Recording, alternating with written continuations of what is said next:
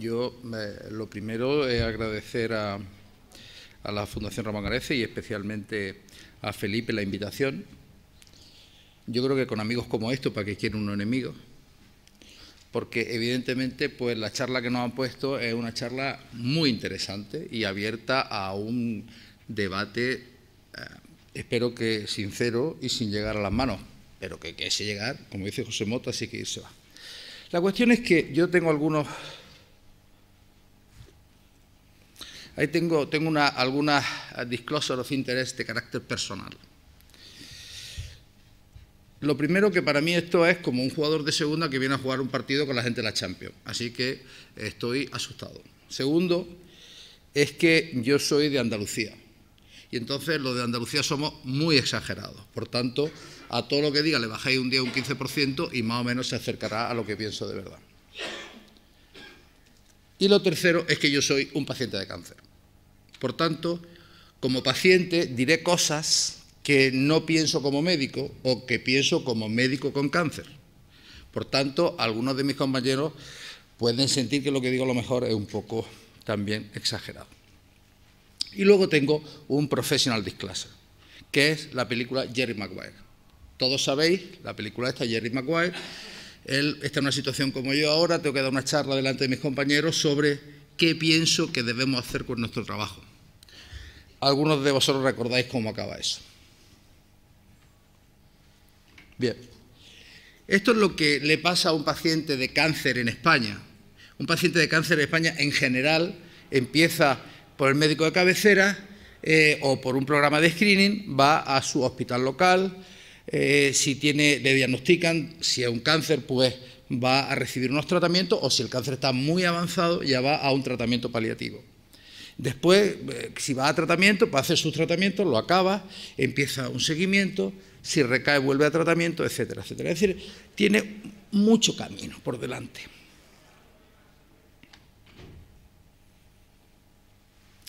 ¿Y esto cómo se ve desde el punto de vista del médico? Aquí tenemos a Gregorio Marañón. Pues desde el médico se ve bien, porque él no es el que recorre el camino, él está en su sitio. Y entonces el paciente empieza lo que creo que es the long and winding road. Porque primero le han dicho que tiene que cuidarse, por ejemplo, que no fume. Pero es que hay pacientes que por más que les digas, les gusta mucho fumar, de todo. Luego, a pesar de eso, se les diagnostica del cáncer y entonces, pues, una vez diagnosticado, en un hospital que funciona bien, va a un comité multidisciplinario donde todos, con su mejor voluntad y sin ningún interés particular de ningún tipo, deciden lo mejor para su caso. Todos como angelitos. Después, una vez que se ha decidido, si está uno en un hospital muy bueno, muy bueno, muy bueno, va a haber gente... Vamos a ver.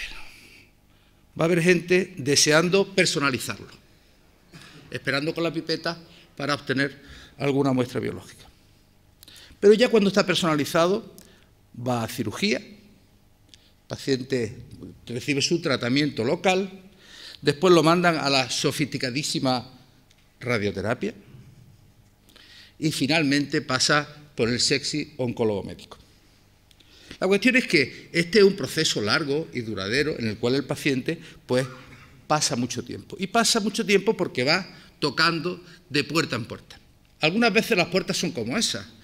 Están en un buen ambiente, se comunican bien, están cerquitas.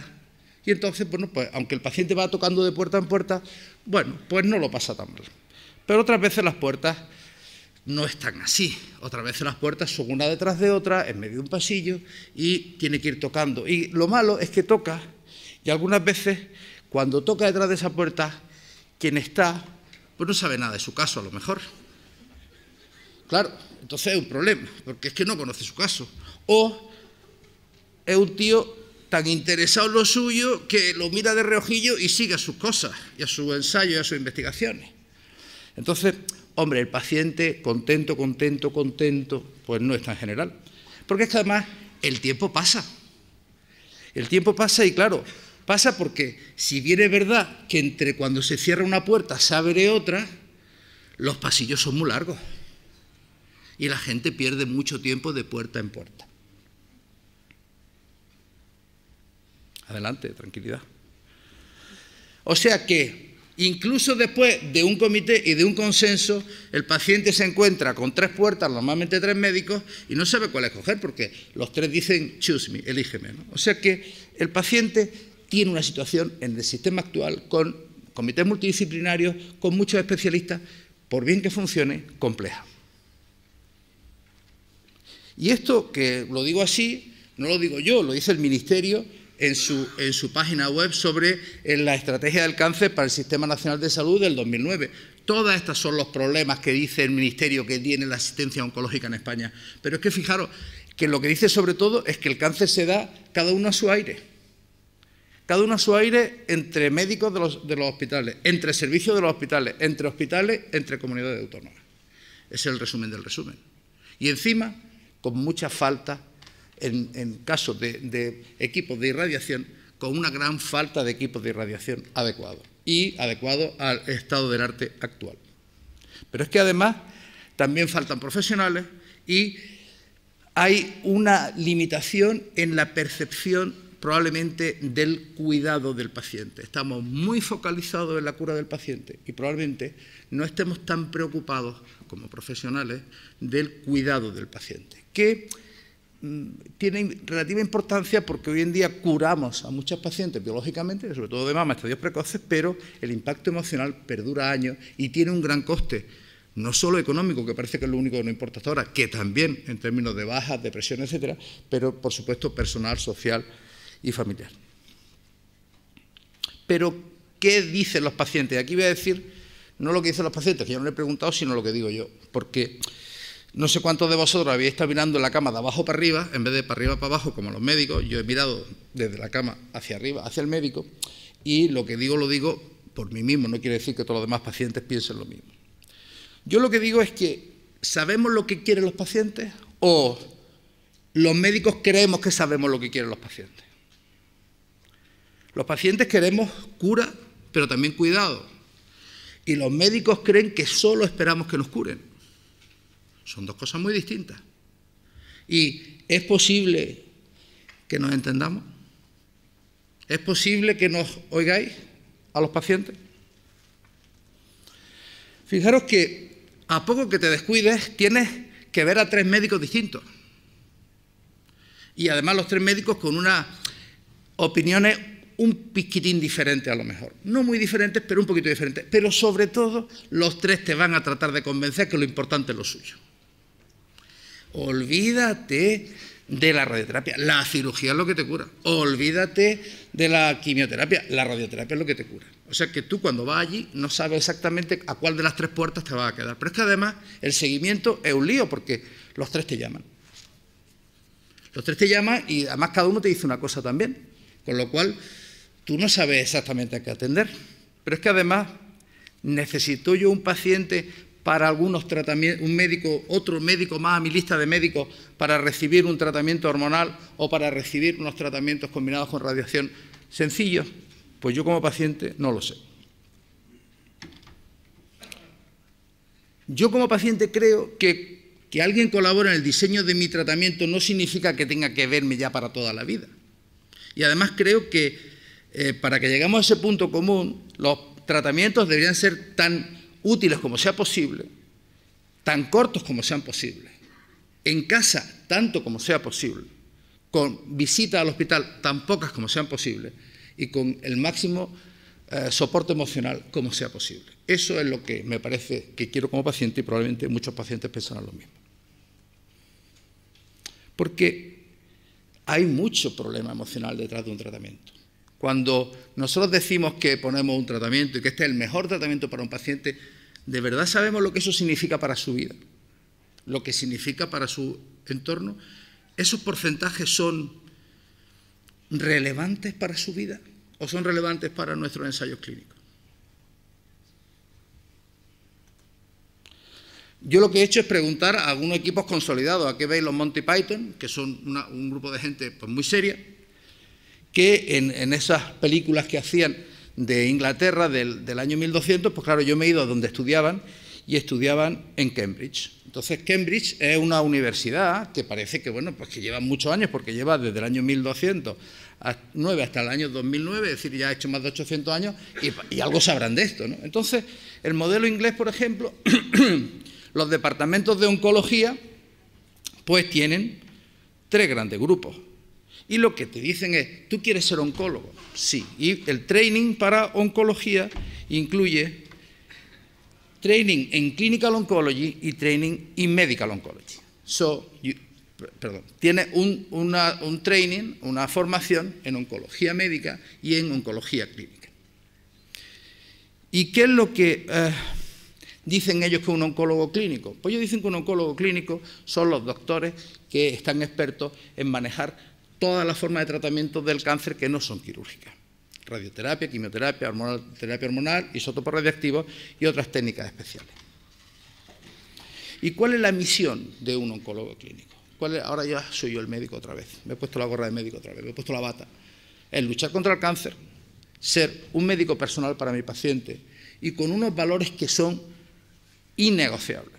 Que es que primero el paciente, que primero el cuidado y después la cura, que hay que saber, que hay que cooperar y que hay que investigar. Y eso es básicamente lo que dice también la especialidad de Clinical Oncology de Cambridge. Es que tenemos que actuar para mejorar nuestros tratamientos, tenemos que desarrollar estrategias para el beneficio de los pacientes y esa tercera es muy importante, tenemos que desarrollar la empatía y la compasión, no solo para nuestros pacientes, sino también para nuestros colegas. Es uno de los valores de un oncólogo clínico. Y tenemos que tener buenas comunicaciones. ¿Por qué? Porque, como veréis después, somos el centro de la atención oncológica. Por tanto, nuestro cuidado tiene que estar siempre orientado al paciente, tiene que ser integral. Nosotros tenemos que ser la gente que sea la referencia de ese paciente, que se sienta seguro con nosotros, debe ser continuo y, desde luego, tiene que ser eficiente. En una época de crisis como estamos ahora mismo, nosotros tenemos que tener tratamientos basados en la evidencia con extremados controles de calidad. No hace falta que nos lo diga. Probablemente no haya especialidad oncológica ni de otro tipo que tenga regulada por ley sus controles de calidad. Y en estos momentos de crisis creo que se hace muy relevante evitar las acciones redundantes, es decir, evitar que la gente tenga que ir a varias puertas. Es muy importante pensar y sentirse como paciente, y yo creo que es muy importante también hacer este esfuerzo visible a la sociedad. Bueno, nosotros los oncólogos clínicos discutimos con el paciente qué vamos a hacer, cuál es su tratamiento, porque vamos a hacer en muchos de los tumores que se diagnostican en nuestros casos precoces, pues el tratamiento más importante. Fijaros que he subrayado ahí algunas de las cosas que dicen que hacemos, ¿no? Sabemos de rayo X, insertamos cosas en los tumores, usamos tratamientos y elegimos las combinaciones de tratamientos. Y yo, cuando mi residente... Hemos tenido un pequeño problema.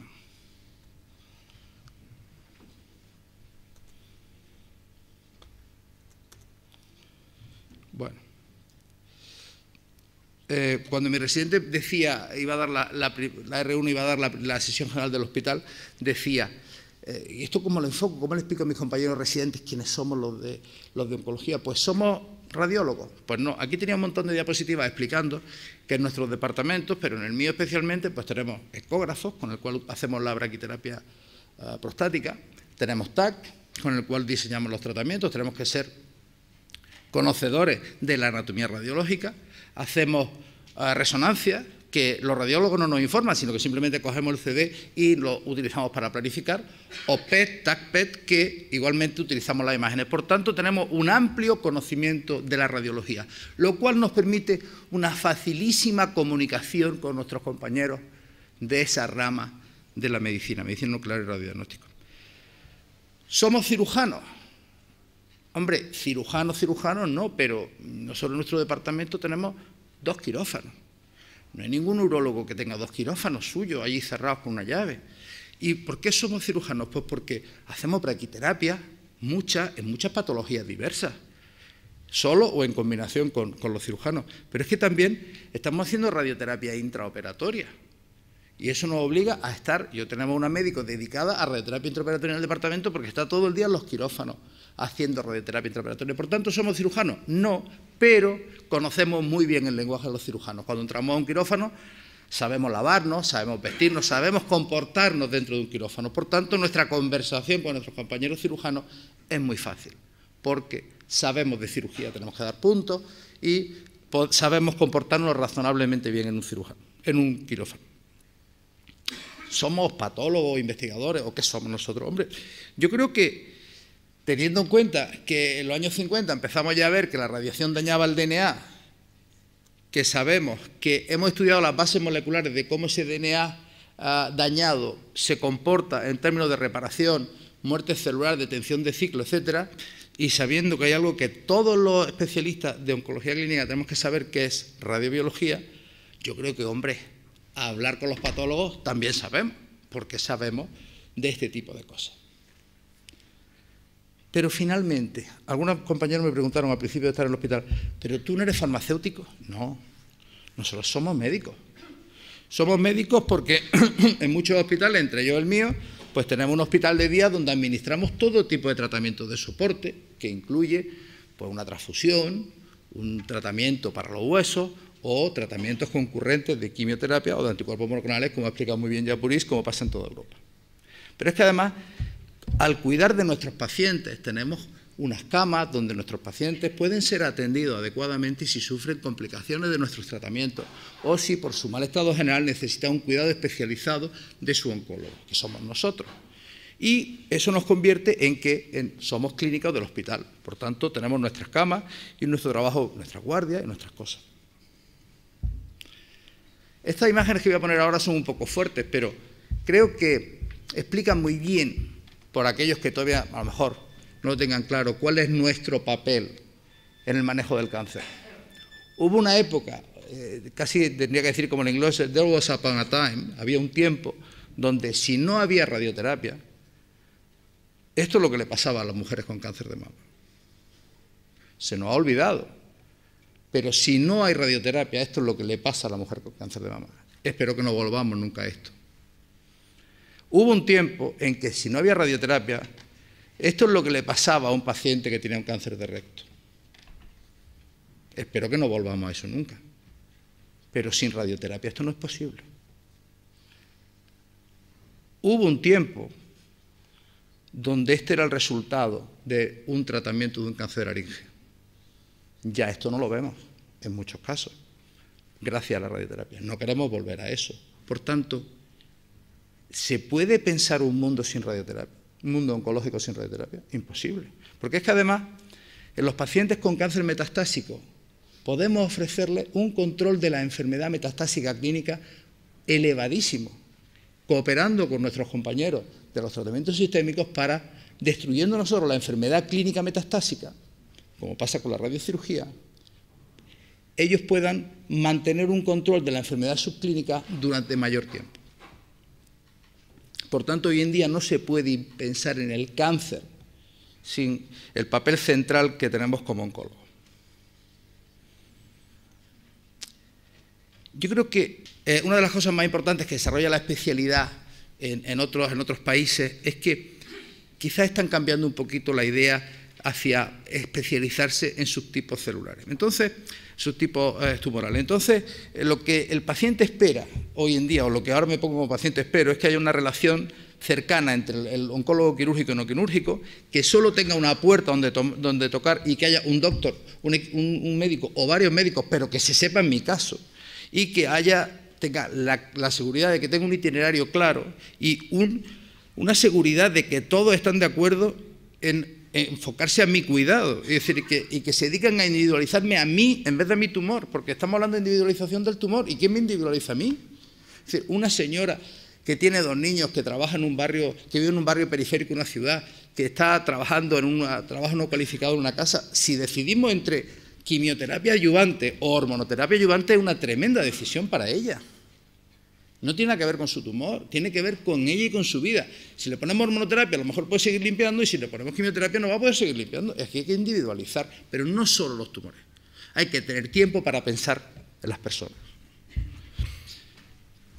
Borrás viene esta tarde y este paper suyo es muy interesante, que probablemente es el inicio del cambio. Debemos seguir dejando que haya un taxista que lleve al paciente de puerta en puerta, o tenemos que cambiar hacia una unidad multidisciplinaria. Yo creo que hay otra opción, que es que haya una sola puerta, una puerta donde es la puerta a la esperanza y donde detrás está un oncólogo especializado, un grupo de oncólogos especializados, donde el oncólogo clínico tiene un papel fundamental. Y es que el oncólogo clínico, para poder hacer su trabajo, tiene que tener esas características, tiene que ser curioso y tiene que realmente tener unas prácticas médicas muy importantes, clínicas muy importantes, investigación y mucha comunicación. Y la suerte que nosotros tenemos es que, como tenemos que trabajar con cirujanos, con oncólogos médicos, con radiólogos, con patólogos, con físicos, es que como tenemos ese amplio abanico de cualidades y de capacidades que nos permiten hablar bien con un cirujano y nos permiten hablar bien con un radiólogo, pues, por supuesto, estamos en la parte central de esa unidad funcional, porque yo creo que esas unidades funcionales pueden ayudar a que la gente no tarde tanto tiempo entre una puerta y otra, que su diagnóstico sea más rápido y que sus tratamientos sean mejores. Yo creo que si profundizamos, esta sería la idea. Tenemos que haber cirujanos oncológicos, oncólogos clínicos, oncólogos médicos, que participamos en unidades multidisciplinarias, pero donde el peso que el oncólogo clínico tiene sobre esa unidad es muy relevante, porque al final somos los que vamos a hacer el tratamiento local más relevante y conjunto. Yo diría que todo lo que hemos visto de la individualización está muy bien, pero, chicos, coger la mano a un paciente sigue siendo una actividad terapéutica insuperable. Este es uno de mis compañeros del Hospital Dr. Negrín, de paliativo, y siempre dice que la morfina, cogiendo la mano, es mucho más efectiva y no hace falta hacer un estudio randomizado doble ciego, sobre todo porque coger la mano o no del doble ciego va a ser difícil. Y yo creo que todavía estamos a tiempo. No importa cómo de equivocados estemos, siempre hay la posibilidad de dar la vuelta y mejorar. Y como ya sabéis cómo acaba la película Jerry Maguire, que después de una charla como esta todo el mundo le aplaude, pero luego se queda más solo que la una, pues de verdad que esto solo era una declaración de intenciones, que no dejéis de ser mi amigo y que no le hagáis caso, que Jerry Maguire es solo una película. Muchas gracias.